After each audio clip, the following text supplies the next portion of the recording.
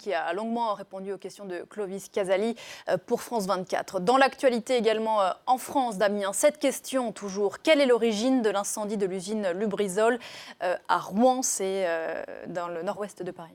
Et c'est le groupe pétrochimique qui affirme que l'origine serait extérieure au site, que le feu se serait déclaré en dehors de l'usine avant de se propager. Lubrizol a d'ailleurs porté plainte.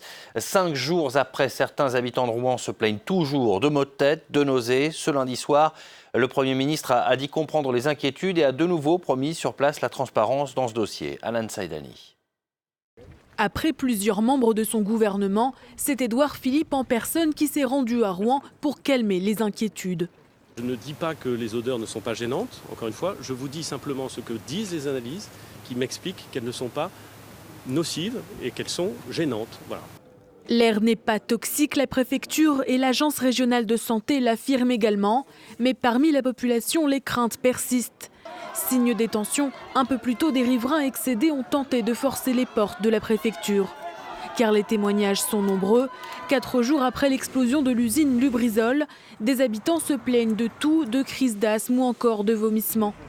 Lundi, après la réouverture des écoles fermées depuis l'incendie, des professeurs ont exercé leur droit de retrait, incommodés par des odeurs. Plusieurs enfants ont été pris de maux de tête et de nausées. Chez les agriculteurs, la crainte a laissé place à la colère.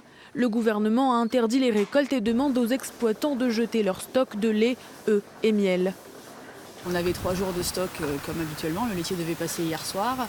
Et donc on a acheté plus de 5000 litres de lait, donc la production des 3 derniers jours à la fosse à laitier. 250 communes du nord de la France sont concernées. Le ministre de l'Agriculture promet des indemnisations. Une enquête a été ouverte par le parquet. La direction de Lubrizol a, elle, porté plainte pour destruction involontaire et assure que l'incendie a pris à l'extérieur du site.